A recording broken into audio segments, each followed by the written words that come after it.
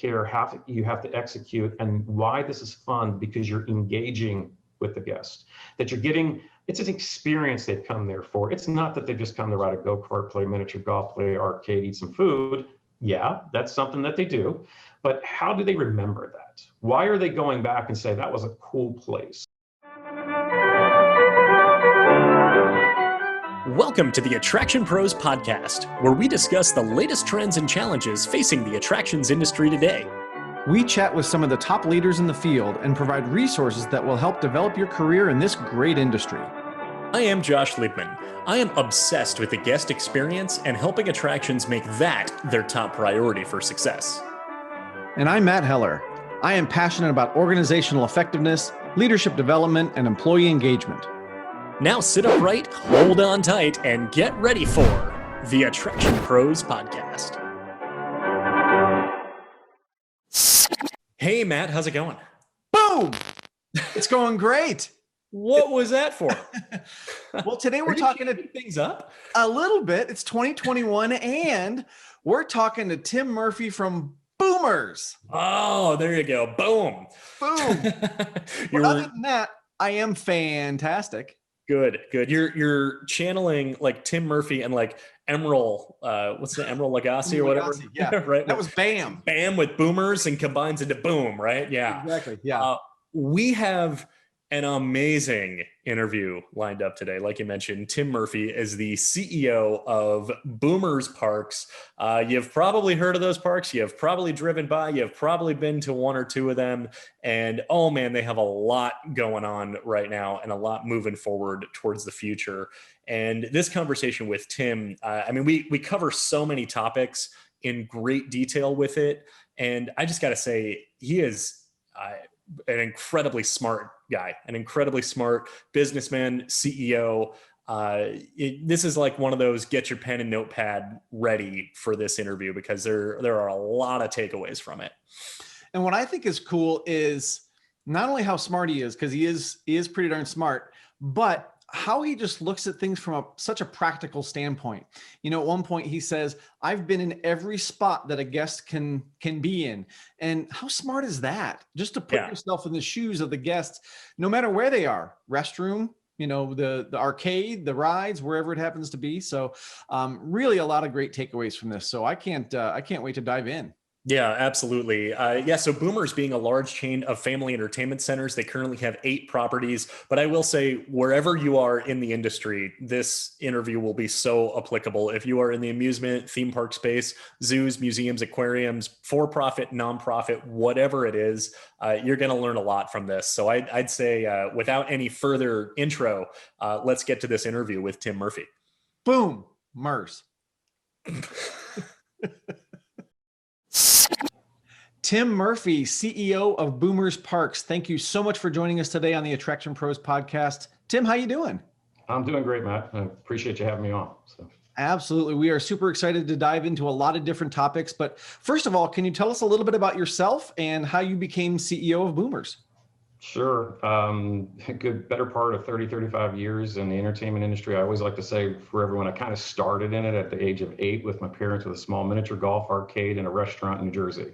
Moved down to Florida, went to start working at Disney for about 6.5 years, and better part of a 30-year career in a lot of restaurants and entertainment. Ended up taking over a CEO role for Rebounders, ended up selling that company, worked on the board for down in South America for the Carlyle Group, still on the board. And the Cerberus Group reached out to me, great private equity firm out of New York, said, hey, we've got some parks where we look like we're about to take over. Would you come take a look at it, consult for us for a little bit? And by the way, would you run it for us? So hence here I am.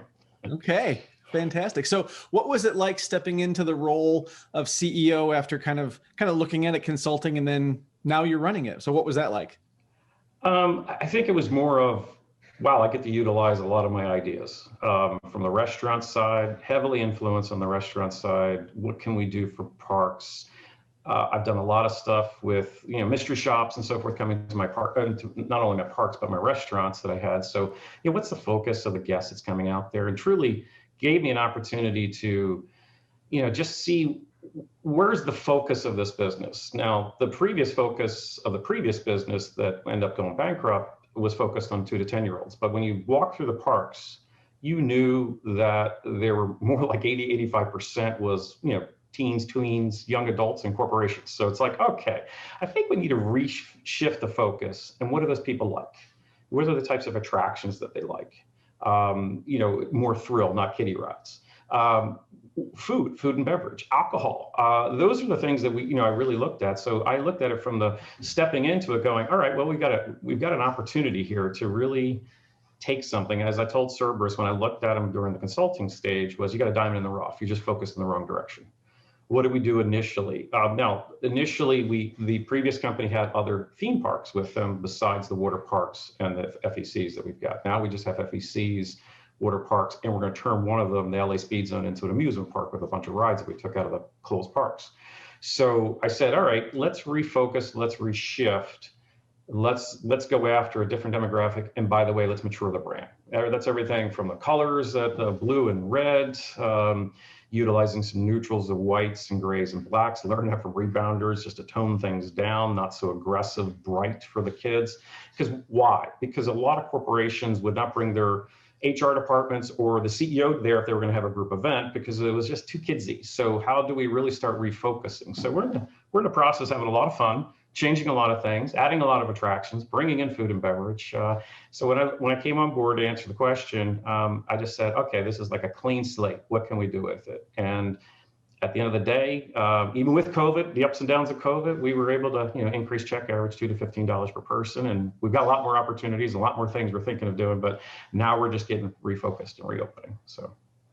Tim, I'm curious about that refocus process. When you talk about, shifting the demographic, it's almost like building an entirely new guest that you're marketing to. So when you're talking about going from 2 to 10 to the older, more mature demographic, talking about the branding, talking about bringing in attractions, this doesn't sound like you can come in the next day and be a completely different product to new people. I've got to imagine that this is a long process. Can you talk about kind of getting from point A to point B while at the same time not wanting to alienate both demographics at the same time during that meantime? Sure. No. And so with what we had to deal with we shifted from a season pass holder, which this company has gotten to a point where it was more like a Walmart customer and I'm trying to shift it to a Target customer. Someone who's a little more educated, someone's going to stay a little bit longer, spend a little bit more. They're not after discounts as much. There's still opportunities to discount, of course. So it's a blend. How do we shift from season passes? Almost day one, we got off of season passes. I honored the season passes that were there from the previous company, and we actually extended it for those folks because of COVID till March 31st, 2021. But we're not selling them anymore. We're focused on that day. And part of it is season passes are great, but when you look at history and you look at, at least when I looked at the numbers of this company, it became like a bit of a Ponzi scheme. So you were taking revenue in hopes that you can continue to pay, but you can't pay tomorrow. But I'm still trying to sell tomorrow to get that next day. And it became an issue where you cannot pay. So let's start rethinking this. Let's relook at this. How do we create some different combinations? How do we still make value to blend over from the previous customer to the newer customer while we're upgrading a lot of the parks? So it's a demographic shift, but the thing is, we already had 85% of the people coming through the park. We needed to maybe move a few of those customers in the right direction. But it's interesting, when we took price increases, we did food changes, we had very little pushback. Now, maybe because of COVID, it may be lots of different reasons that's culminating. But what it did is it started to pull folks from farther away to us. Now, I'm not saying it's not all because of us and what we did. It's part of COVID coming in, but it was the perfect timing to make those pricing changes, to move in the right direction so that we can start pulling them in. Most of our demographics were pulling 15 to 20 miles away from us, maybe 30-minute drive. We're now getting people 20% or so coming from over 100 miles to come see us now. So part of that's COVID, part of it's people wanting to get out, wanting to see something different. Theme parks are closed, cruises are closed, things of that nature. But I think we've now got to a point because of that, for what we did, we now have converted some of those folks to start coming in our direction. But during this process to the demographics, let's start making it pleasing to them. Let's start cleaning up the place. Yeah, we're very clean. We did 6 safety videos, which will be coming out in press releases. just to say how we do take care of the guests. I mean, that's number one. Safety is number one for our entire parks. Our guests, we want them to be safe, but we want them to have fun. And I think the idea is, how do we have them have fun for a longer period? Yeah, season passes, the idea was they would come and be there for longer periods, but you know what? They ate somewhere else. They didn't stay too long. They didn't spend as much. They were doing things with Groupon and other service coupon providers. And it's like, no, let's get off that. Let's start getting to a focus. Let's have some fun areas they can hang out. We created a Boomer's Backyard in 4 of our California parks, place to hang out, watch games, eat, drink, have heaters there, nice lounges. What can we do to have it nice inside that way? What can we do to upgrade some of what we're doing in the parks, let alone the attractions we're about to bring in, about 40 plus attractions at several of our locations in California and possibly Destin as well, from the parks that were closed from the previous company that we took the attractions from. So we'll put those things in, but if we're trying to really shift that thought process, what are all the things that the guest wants to do? And I've literally sat everywhere the guest can sit and stand everywhere a guest can stand in the park and say, what do they see? What do they feel? What is it they're getting across? Are we explaining what we do the best? And there's a lot of things that fall short from the previous company. So we're in the process of making some changes, signage to maybe food scents. There's some things that we're doing that we'll take from the better part of the theme park industry and bring in some of the best stuff into our parks. I hope that answered, part of your question there. So. Yeah. Yeah, no, that was really cool to kind of get inside your brain a little bit there to think about that. And you're talking about a lot of shifts, which is really cool to hear about. One of the ones that I'm curious about was your internal staff, right? Because you're coming in, you're changing your demographic of who you're serving, you're changing how the parks look and that type of thing. So can you talk a little bit about the transformation, if there was one, of the culture, like internal culture? Sure. And some of it, there were some needed changes from a cost point of view. You just can't continue to incur the cost of what something a 16 park size park would have to down to 8. So you got to shift what your corporate overhead is going to be. So some of that was needed change because the cost was so high. But really it was a focus of opening up. I heard that the previous company may have been a little repressed in the fact that I'm very open, very transparent. I have 10 core values, and number one on the list is honesty, integrity, and transparency. So I want everyone to know what we're doing, why we're doing it, and I love to hear the input. Sometimes, you might modify what you're physically going after, what's your plan, how can I shift? But there was very entrenched, this is the way we've always done it. When I first got on board, I don't know how many history lessons I've heard, and I said, enough's enough. We need to move forward with what we're going to do. Yes, that may have taken place when a previous private equity firm had owned at Palace, and then it became Apex Parks Group. But we're APX operating company doing business as Boomers Parks, and we're here to make a change and go after a different direction. So it took some time, took some changes. But I think it's getting really well received and ingrained now with the park managers. We used to call them GMs. Now we call them park managers, assistant park managers. That's really what they are, whether they're an FEC or they're a water park, or if we go down the path and really expand our LA Speed Zone and turn it into an amusement park, which is our goal this year. So, it definitely took some changes, new thought process, and I think it was refreshing to a lot of folks, at least more in the middle to senior level, to see that I was willing to make change. I was willing to be open to listen. Yeah, there is a point when there's open to listen and there's a time to move forward, and we definitely move forward on different areas. So really excited about my team. I can't say much more about my team, how great I think they all are now to this day. I know there was some tweaking that we needed to do. I had limited access with folks to begin with because of the consulting side, and it was a stalking horse bid from one private equity firm to the next. But the focus really is on how do we become the leader in what we're doing? How do we do different things than what other FECs don't do? And that's from food and beverage, attractions, how we price, consistency from park to park. That was one thing that was really wrong with the previous company. They ran them as 16 separate locations. Now we're 8. And now we don't run them as 8 separate locations. We are bringing them together as one. And part of that is I'm here to create brand.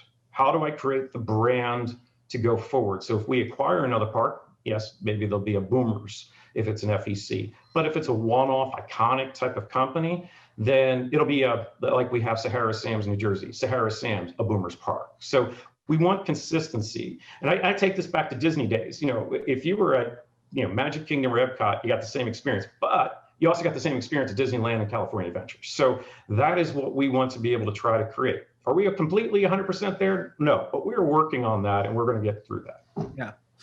Tim, I have kind of a follow-up, I guess, as you're talking about different attractions, and you mentioned the term FEC, Family Entertainment Center. Are the lines blurring between Family Entertainment Center and amusement park? Because there's so many that are adding attractions, and you'd almost walk in and think, well, this is like a more like a park than what you would traditionally think a Family Entertainment Center would be. So is that part of your thought process to blur that line? Well, and to that point, yeah, Matt, to that point, it's really part of the reason why we changed the level and call them a park manager, because we are blending some of these things together. Even in the water park and Destin, we're looking to add more FEC related stuff. We have 3 miniature golf courses, a cyclone, and putting a rock wall down there. We're doing some different things to keep people there. Why? More revenue, of course.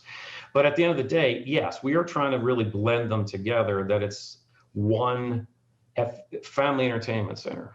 We can call it lots of different things: amusement park, Family Entertainment Center, whatever, boardwalk. There's so many different things we could call these things. But at the end of the day, it's a place to go, right? And it's still going to be probably that 15 to 20 minute radius of their homes, even though because of the pandemic, we've been able to go far as 100 miles away coming to us. And we're attracting much more folks, but we intend to have a bit of more of that outer reach. Part of the changes we're making in food and beverage, part of the changes we're doing in attractions, looking at some new, more adult-like things. And, we're trying to be a bit more like, how do you take a bit of the Dave & Buster's in the main event and add more to it? I call it, we're Dave & Buster's on steroids, or main event on steroids. I've said this to some of the former folks that work for those locations too. And, I think our reach is there, but I don't think we'll ever become a big amusement park. I know a lot of folks in amusement parks, Knox, Disney and so forth. I don't think we're going to be that, but we're going to be something in the middle. Yeah. They're going to come to, that's local, and you'll spend for the ability at a much less cost. Now, I don't like to leave money on the table, so we're going to be aggressive with pricing, but we're also going to be aggressive with experience. So if I provide you the things you're going to be there for, hopefully you'll stay, you'll spend more. Obviously, at the end of the day, check average goes up. So. Tim, can you tell us how the pandemic was able to expand your reach from a 15-mile radius to a 100-mile radius? Can you walk us through kind of what went into that? Sure. I think getting the message out there that we are a safe facility. Let me just take a step back and answer that question in a different way as well. Talk to a lot of folks in the industry. What are you guys doing? What's the best practices? That's from theme parks to FECs and so forth. And I said, we'll be the best of what we can put out there. We want to be the leader in what we're doing. Yes, there's safety standards, there's masks, there's temperature checks, there's, you're getting hand sanitizers, you got the 6-foot markers. But what else can we do? What can we do to let the guests know that we're better than the other folks that are out there? We are physically cleaning all of the units. I've been in Southern California, with being one of the epicenters of this pandemic and watching what's taken place. I've gone to a lot of stores and they don't even really clean the carts and all the things that you're supposed to do. They don't have the markers on the ground. It blows my mind that we have this push. But as I said to our park managers, our focus will be to always be better than everyone else. What else can we do? We're going to keep retraining our staff. We're going to keep doing these things. We're going to keep adding more safety into this, the cleanliness of keeping a checklist in what we're doing, having team meetings before we physically, go out on the floor. It's kind of like a restaurant, if you will. What's going to happen this shift? And, letting everyone know this is what we're doing. And this is what's, getting ingrained in the park managers, because I know others are not doing that. I want to be the place that folks, if we're going after a more elevated individual that's going to come to us, a bit of a educated individual, target shopper, they have certain thought processes. When I was with the restaurant industry, one of those thought processes is clean bathrooms. So one of the things that we've done is we've remodeled our bathrooms, or we're in the process of remodeling all of our bathrooms. Have you feel that, if that's clean, and that's what the guest looks at, it's usually moms that do that, and that's what we found in the restaurant industry, that if they're happy and they see that bathroom's clean, then they also believe and should believe that your kitchen's clean, that the back of the house is clean, that you're taking care of the equipment. So, looking at it, we tried to say, what can we do to be above and beyond? What can we do to kind of lead in this area? I will say that I feel we are a leader in what we're physically doing. Are we perfect? Absolutely not. But we are going to keep striving for excellence every day to show that we are a clean, safe place for people to come to. And by the way, they'll have fun too. So that's kind of the goal. You know, if you feel good, you're going to stay longer. If you feel good, you're going to spend some more. And I know a lot of folks don't get that. And I think maybe that's the element I take from the restaurant industry that I'm, bringing into this, besides the upgrades of foods and alcohol and things like that. But it's how do you keep this clean? And that is part to going back to, the previous question is the culture shift in the company. Getting folks on board to really understand that this is a culture shift. If you do these things, it's not you build it and they will come. If you do these things, they will keep coming back over and over again. But folks just don't do it. And it's okay. I'm fine because I want to grab their market share if they're not going to do it. So that's kind of my stance on, what is some of that shift that we've done, and I'm happy to do it because, I think we'll be a leader in that at the end of the day. Definitely. Tim, earlier you mentioned some values that you had, and I think it was honesty, integrity, and transparency was your first one. Right. Can you walk us through some of your other values that help kind of? I'll give you a few. And so, what are we in this business for? To be innovative, to take calculated risks, not just take risks, but take calculated risks. What are some of the things that we can add into the facility? That was just actually on my team meeting this past week. What will we do? And what does that mean to take calculated risks? We're going to bring in different things. You don't have to bring in $20 million attractions to make money in this business. You can keep your place clean. You can paint the place when necessary. You can fix things up. You can do some of the deferred maintenance. Some of these little things are noticed by the guest all the time.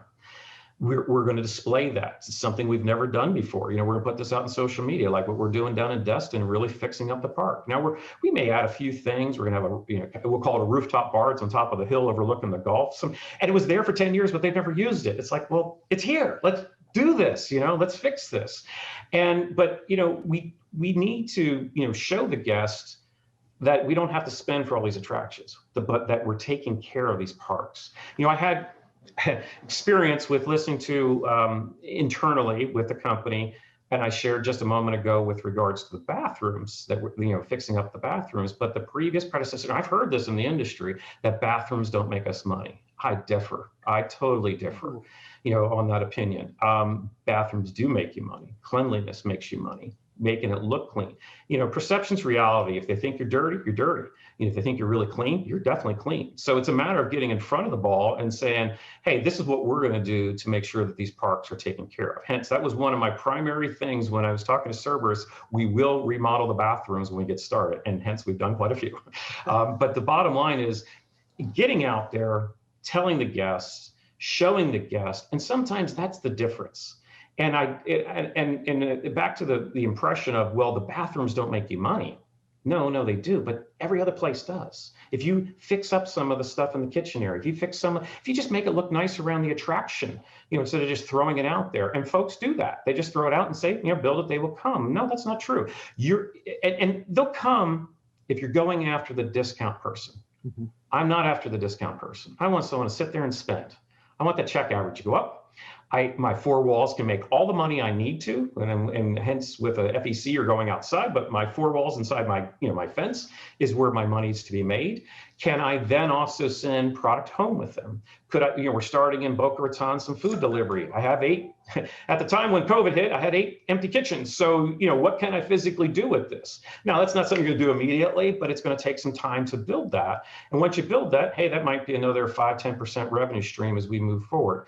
Do we have it perfected? No, because we're coming from an entertainment business versus a physical restaurant business. So we were actually entering 2 businesses. We're doing the entertainment side and we're doing the food side. But the food side will complement the business in extending the brand. And we can do some fun stuff with it. We can throw little tchotchkes in there, things you would do at redemption, have some bounce backs to have them come back when they get a food delivery from us. There's a lot of fun things you can do with this, and it doesn't cost you that much more. So why not use an empty kitchen? Yeah, it'll cost a little bit to get it going and labor, and you're going to burn some, food in the process. But what if you really create a revenue stream out of it? Then to me, you have the process to really, build, an extension of your brand.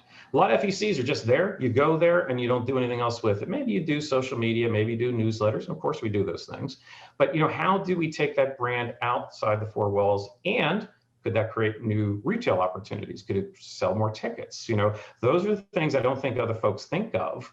And that is kind of the thought process and the generation behind it. I probably went on a long roundabout way of trying to answer your question, but it's kind of my mentality and thinking of, what's the direction to keep it moving. So. No, that was awesome and really cool to be able to hear that philosophy of that. And I kind of want to go back to what you were saying of, the restrooms don't make you money, but how they actually do. And I think that, I don't know, the ROI of cleanliness is probably a conversation that maybe isn't discussed enough. So maybe if we can actually tie that in with what you've been doing with the videos that you've been putting out there in terms of communicating cleanliness standards, because I think it's one thing to be clean. That's step one. You have to be. It's one thing to tell your guests that you're clean. And then it's even more important to be showing your guests and really bringing them into it so they then get that feeling of security and that comfort and really restoring their confidence to want to be able to not only visit, but maybe drive 100 miles to go visit one of your parks. So can you talk a little bit about how that has been a lot of part of your communication strategy with your audience? Yeah, and I think that comes back to the original culture question. With regards to what is entrenched in the culture. Culture's been there. A lot of people have been in position, some 20 years in position. They've only known one way of doing something. So, really getting that ingrained to our team, and physically what we're doing to understand why it needs to be clean. I'll do lead by example, as I've said to each of my team members. I'll walk across the parking lot going into the facility. I'll bend over and pick up the trash I'm finding there. Do we do that? It's a mentality shift with our operations. It's getting the right people doing the right things. In the past, I think operations was more of a function of, point A to point B. How do I get this done to that done? And I don't worry about it. But trying to get our team to think about multiple things that impact this. When you cross that parking lot, you don't pick up the trash. What is it saying? You don't care. If we do care, the guests see that we care. Getting a little more involved with the guests. Now, there's more things to come once you get the place fixed, you get the pricing done, you get the food in, you get the attractions. It's taking that to the next step and really getting the team to understand how you have to care, how you have to execute, and why this is fun, because you're engaging with the guest. That you're getting, it's an experience they've come there for. It's not that they just come to ride a go-kart, play miniature golf, play arcade, eat some food. Yeah, that's something that they do. But how do they remember that? Why are they going back and say that was a cool place? So getting to the point of, how do we really implement and do some of these things? It's every level that we can think of to get to the guest, whether it's through the safety videos of what we're doing, whether we physically are showing it consistently from park to park, whether it's our team managers knowing what's physically going on and why they need to do this. That's why I have team calls twice a month with my team we'll talk about different values within our company and the things that we're physically doing. So it's not just one thing that you can pinpoint to and say, that's a secret, that's a secret sauce. I can take that. No, all of this is a secret sauce. And I know not everyone's going to do it. If anyone that's going to listen to this podcast are not going to do a lot of the things that we're doing because it's work, it's effort, it's a change. People don't always like change. Now, change is good. Change is good because it can actually make a lot of money. Mm-hmm. And that's why I'm in this business. But the bottom line is, we're all in this business for that. But the bottom line is, how do we execute that? How do we get that out to the guests? Whether it's through social media, the newsletters, the videos that we're doing, actions that we take at the gate. Those are the things that, and getting the right team on board doing the right things. I will say in the beginning, it took some change and some arm twisting to get them to really kind of understand. I got a lot of pushback, of course, but I just kept going forward. I don't shy away easily. And so I think my consistent approach, getting the right managers in place to consistently do it, gives that experience that we're looking for. I don't know if that answered your question completely, but that was that was the kind of the direction from the beginning. So cool. Tim, both Josh and I started in operations at different parks, and there was sometimes an adversarial relationship between operations and marketing. But what I'm hearing you say is it's sort of a blending, right? It's getting the operations folks to see what they are doing is actually marketing as well, right? Because that's what's, when they're picking up trash or they're cleaning the go-karts, that's marketing your facility to someone. Correct. It's expectations, right? it's funny. I go back and I've told them, I go back to my Boy Scout days. I was an Eagle Scout and Boy Scouts, and there's an EDGE method. Basically, you're showing them and you're enabling them to do what they need to do. So we'll go over the EDGE method, but the bottom line is getting them to get focused on that and understanding that everything's in their control.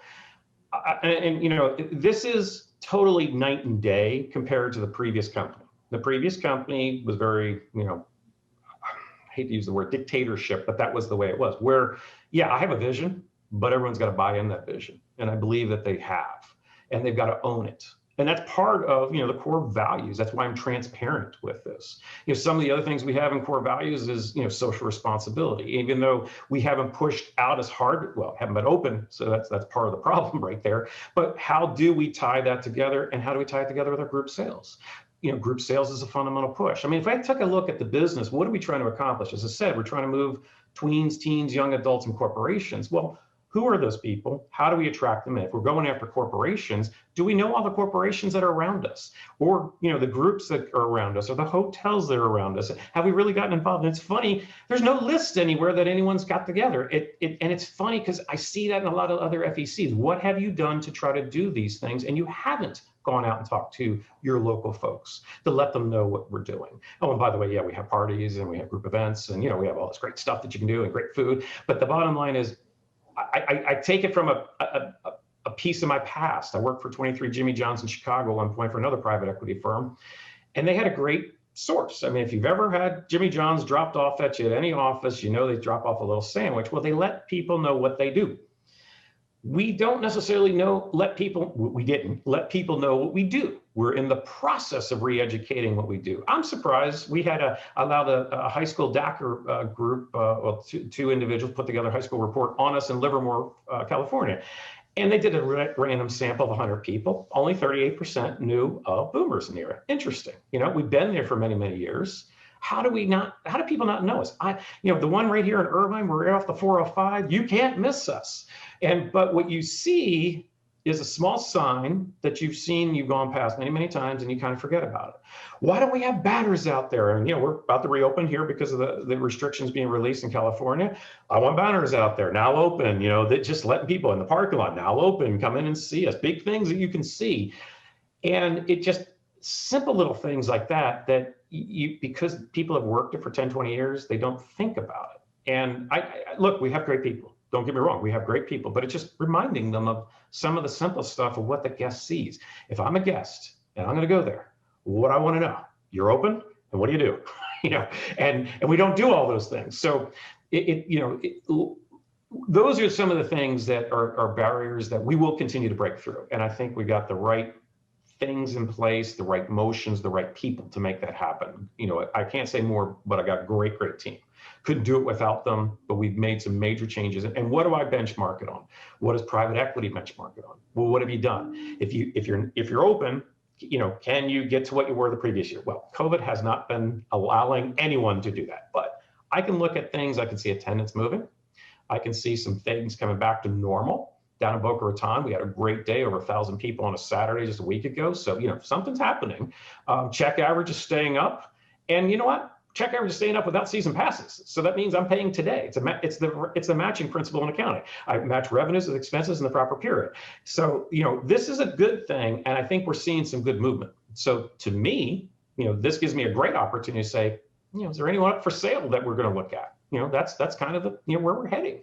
And we're kicking some tires. Doesn't mean we're going to buy them all, but I think there's some great opportunities to bring it into the brand of boomers and really, excite people to say, that's kind of unique. We can be better, I think, than a Dave & Buster's, where they focused a lot on malls. In my area where I'm on the board of directors down in South America, everything is in malls down there, which is different than the United States. So, you've got opportunities where malls are a bit dying in the United States. I'm a commercial real estate broker in the state of Florida, so I know that for sure, and everyone sees that.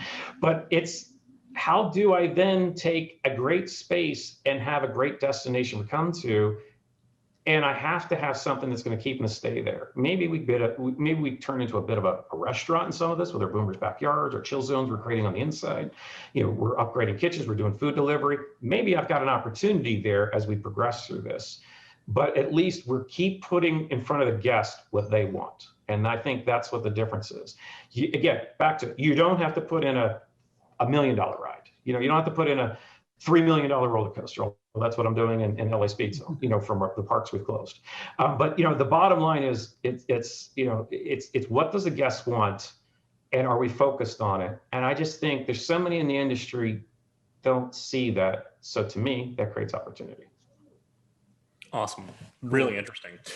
You mentioned briefly in there kind of your strategy going forward and looking more towards incorporating more of a restaurant type product and combining that with your long history in the restaurant industry. So curious as far as how F&B is taking more of a prominent role within Boomers Parks and kind of where you see that going and where you want that to go.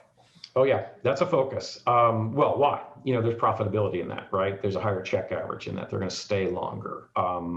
If they stay longer, and let's say they're not the riders of the go-karts or playing miniature golf or the attractions, that's fine. They're going to then give the money to the kids or the teenagers or what have you, and they're going to keep playing, or they're going to bring their group event back there, or or. But food has a great opportunity to rise a check average.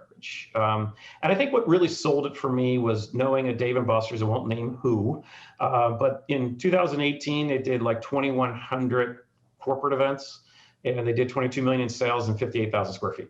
So, all right, so I've got 5 to 20 acres, and actually my water park, 40 acres. I could do so much with this, and I'm not even quite close to that. So I'm just hitting the tip of the bottom part of the iceberg below the water. How do I get above there? I think there's so many opportunities, and I think food and beverage is a key. Upgrading the food allows you to do a lot more fun things and parties, allows you to do more things in group events, allows you to have date night out at our place. You can do combination packages. I just got the dollar amounts up. Frankly, most of the people are coming to the normal traditional FEC. It's carnival food. It's junk.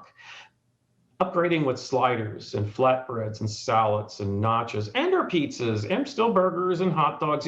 It does expand the menu, and it does also make you refocus on profitability. So what do I want to put out there? If I'm going to have a burger, can I upgrade the burger? Can I have a hot dog? It's an upgraded hot dog. Can I create different combination platters, which we've done? It's not just the typical fries thrown in there. I mean, we have other appetizers, the dill pickle chips and some, different things in the macaroni and cheese bites and different things like that can become part of a different platform. But that now allows us to expand. Well, what's the next step with that? Well, to me, we've always had beer and wine, and people do buy the beer and wine heavily at some of our locations. But I also know we're near college towns in some of them, like in Boca Raton and even Irvine here as well. There's definitely some opportunities that I can do. So Tim, I'm curious, you mentioned South America, and I got to go to South America a number of years ago with IAPA. Can you talk just a little bit about operating a park down there versus in North America for people who might not be familiar with the difference in culture? Sure. And obviously between the three countries, a little different, Colombia, Peru, and Chile, predominantly in Peru.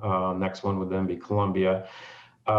Little different in the fact that most things are in malls down there. Now they are starting to get in a little bit more resorts, which are adding some more food and beverage and some different attractions to it.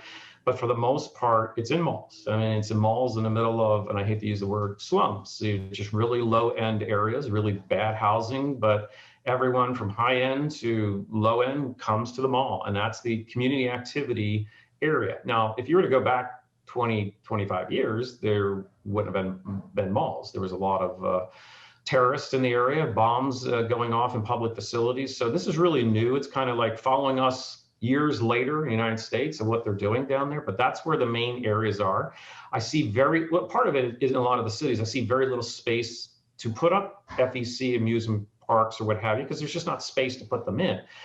A lot of our amusement parks are on top of the malls. So, we have the Ferris wheel and coaster and different things at the top of the mall. So, but that's where it goes. And some of those malls are just like football stadiums in the United States, where they'll open up the whole roof to allow the sun in.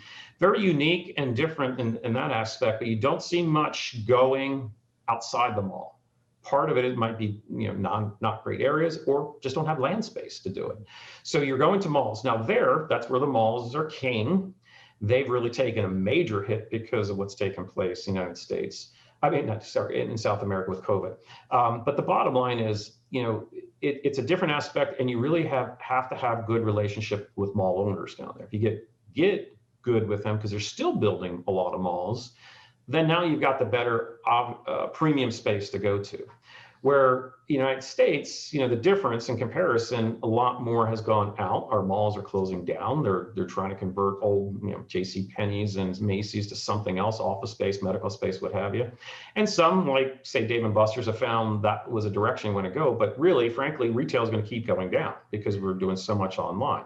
They're experiencing some of that in South America. I will say that, but it's not anywhere close. And when we talk to saturation, they're at like 1-2% in saturation for online. There's just not that many people have internet access. And it was the interesting aspect of how do you market to the guests? Mm-hmm. A lot of down there, not everybody had a phone. So, how do we talk to these folks? Mainly it's through the mall. Now, as you know, and progress, yeah, some people did have phones, but they didn't have all the smartphones. And I think they're going to progressively keep getting more and more smartphones. So that would be the way to touch the guests down there. But it's not like they're having, like we're talking on a computer right now. They don't have as many computers. It'll be their phone, and that's how we're going to communicate.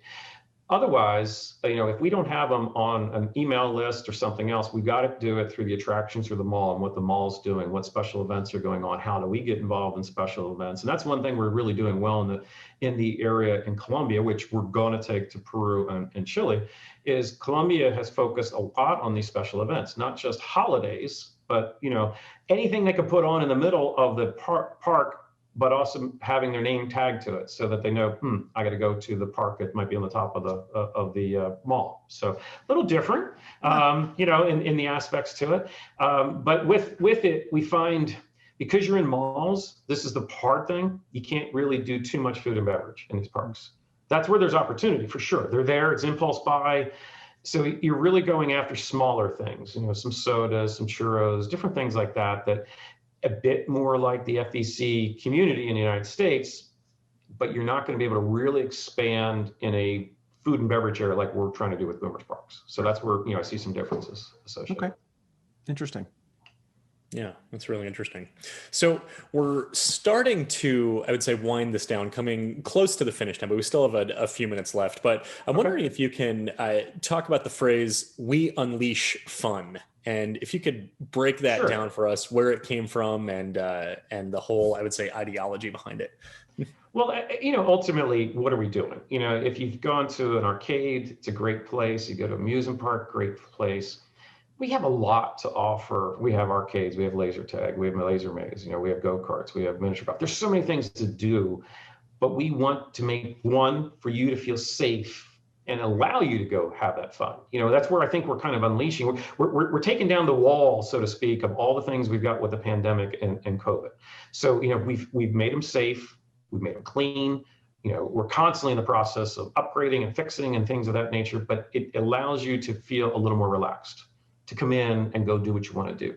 A lot of people are uptight because of the pandemic, but I think we've created a park, not just for today, but because of the pandemic, but in the future, that you'll remember that we take care of it better than others. And that you're going to be able to come in and just have your natural fun the way you like to have it.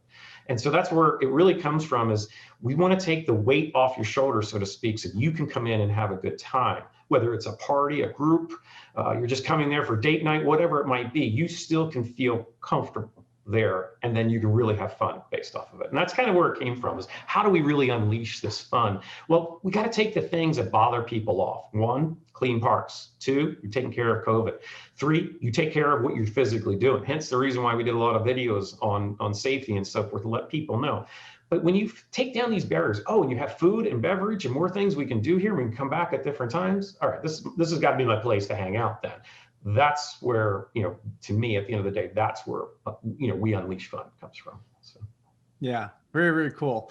Well, Tim, this has been a fantastic ride of a conversation. So we really do appreciate your time. If people want to know more about yourself or Boomers, where would you send them? Well, I have 2 different LinkedIn profiles, and you're welcome to connect with me on LinkedIn. So just type in whether it's Tim Murphy MBA or Tim Murphy CEO. You'll find me. But if you're going to go to my parks, go to Boomers Parks. That's Boomers with an S and Parks with an S.com. You'll find all of our parks there. You can see what all of our attractions are at each locations, what's open, what's not open, because obviously because of COVID, there's different things in California you can and can't do. And we'll be reopening our water park in Destin here shortly, but all of our parks should be open by the end of February. We're just starting, coming up to February here. We're in the process of just getting everything going for 3 of our parks in California, a couple more next week. Then we got President's Day for Sahara Sam's. We'll be back to mostly open, and then come March, we'll have the Destin FEC side of it open, and the water park will open in April. So, Boca is just doing great. Love Boca. If you get a chance, visit Boca. But come see us at boomersparks.com, see what we've got, check us out, check the food out. We're about to have a new food page. We're doing a lot of ideation and movement and evolution of what we're physically doing. So we came out with Nashville Hots, Korean barbecue, we're upgrading pizzas. We're doing a lot of fun things besides all the sliders and everything else we're doing. So it's a really great food to take a look at. So go take a look at it on our website. Or connect with me on LinkedIn. Love to connect. I like to reach out. I like to talk to a lot of park owners. So whether you're a park president of Six Flags or Disney or Knox or what have you, or you have a small FEC, love to chat. You never know where something might go. And by the way, if you're interested in potentially selling, I'm definitely looking. Great message there. And just a note to end on here, a final question for you. When you were 8 years old and working for your family's business and that FEC, what lessons do you look back on that you learned back then that you are still feeling today, living, breathing today, and have really guided a lot of your leadership philosophy? Sure. Grew up and just kind of put where that FEC was placed. So it's really close to Morey's Pier, Wildwood, Cape May area, New Jersey. So I was internally from that area. When the people would go to the beach during the day, they would come back to the campgrounds at night. And so we had what was called the Spirit of 76 in Irma, New Jersey, which was right outside of Cape May and Wildwood, the bridges going over to the islands. And I take the experience of my dad was an entrepreneur. He wanted to serve the guests because he saw there was a need that was there to have a good time even after hours coming off the beach. Now they could go to the boardwalks, the Morey's Pier, the 5 Mile Boardwalk, what have you, in Wildwood, or they might go to Cape May. But during the night, they either went to that boardwalk or they did nothing else. So if they came back to the campground, what can I do to have a good time with them? And literally, my grandfather built every attraction in the miniature golf course, the paddle wheels, the lighthouses, everything. He was a really good carpenter. But I think it came out from, what do we serve our guests? What can we do to give to them? My dad was always trying new products. I guess I take a lot of the lessons from that as keep trying. Change if you need to, but keep trying to put something else out there. They'll come, and they did. And during every summer from May to Labor Day, they were jammed every night. And a lot of times I'd work there. So it was interesting because my mom kind of ran the miniature golf arcade Spirit of 76, and right next to it, we had a lot of acreage, but we had a fence company. So either I was working during the day building fences, and a lot of times around the pier on Morey's Pier, because my dad knew the Morey brothers pretty well way back when. Mm-hmm. We were either doing that, or I was physically, working in the miniature golf in the arcade. But what I did like, and I took to Disney, is I liked having the keys to all the arcades, and I would rack up all the games on all the games, and I would sit there for hours in the morning before we opened. Guess what? When I fast forward working for Disney for a period, when I would empty all of the arcades at Disney, I would so fast at it, I would go back and play the games because I know how to rack the games up from that experience. So. And to this day, I don't do that, but I have the keys if I want to go play the arcade games. Right. Yeah. You still like to have all the keys, it sounds like, which is awesome. In many iterations, however you want to. Yes. So, yeah, that's awesome. Well, Tim, this has been a great conversation. And Josh, I'm glad you asked that last question, because it does sound like it's kind of come full circle from what you described in those early days to what you get to do now. So thank you again, Tim, for your time today. And for everybody out there watching and listening, just remember, we are all Attraction Pros. Thanks for having me. Thanks for listening to the Attraction Pros podcast. Make sure to subscribe so you can tune in when new episodes release. And even better, please leave us a review on iTunes. For more information, visit AttractionPros.com.